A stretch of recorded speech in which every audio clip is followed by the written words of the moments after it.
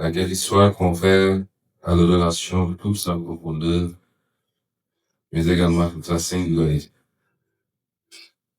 Hier à Rabat, nous avons tenu la 15e session de la Grande Commission mixte de coopération et a été sanctionnée par la signature de 17 accords couvrant des domaines stratégiques clés pour nos économies.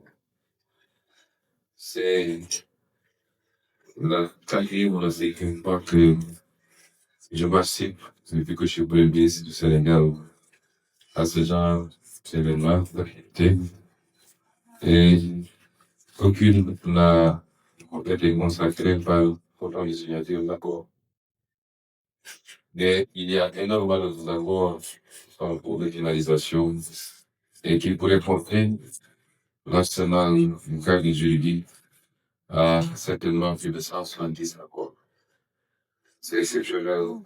En 2024, le volume global de nos échanges est évalué à près de 286 millions de dollars. Sur les 11 premiers mois de 2025, les échanges commerciaux se sont établis à 307 millions de dollars.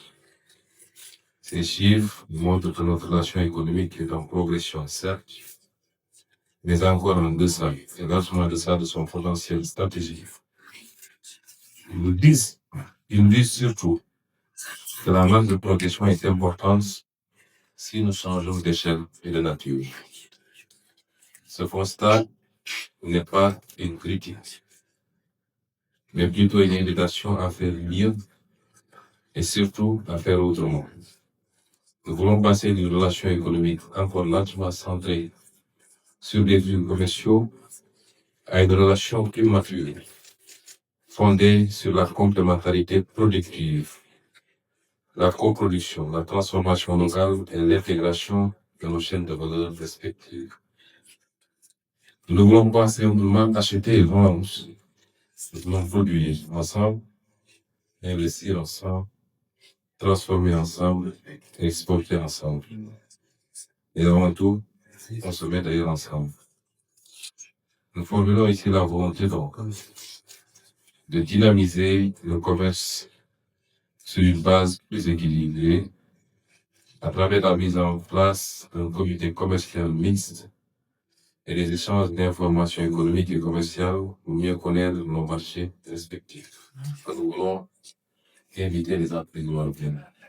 Évidemment, dans le cadre bien précis de l'encadrement juridique qui offrira la stabilité, qui offrira la sécurité, conformément aux meilleurs standards internationaux, sécurité juridique, avantages fiscaux régulés en fonction des projets et des sites fiscaux éloignés, je veux dire, et tout ce qui va avec la promotion de l'investissement.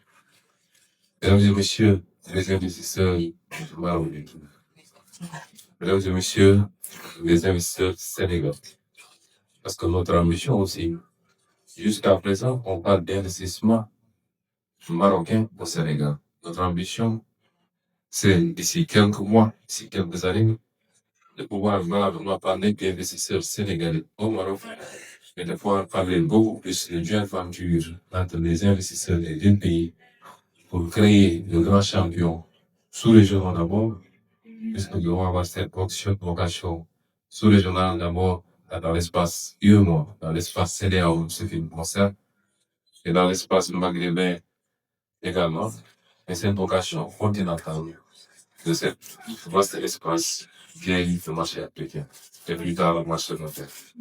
Et sur certains créneaux, c'est pourquoi je dirais, le début à M. le Premier ministre, que l'une des étapes les plus importantes pour moi de ma visite, c'est la demi-journée réservée demain à l'OCP. Sur certains secteurs, nous pouvons avoir des ambitions beaucoup plus importantes encore que l'international. Voilà le message que je voulais délivrer. Un message d'espoir, un message de solidarité, ensemble pour faire beaucoup de choses et sur la base de constats objectifs sur le potentiel économique et sur la base des liens extrêmement forts qui unissent nos deux pays.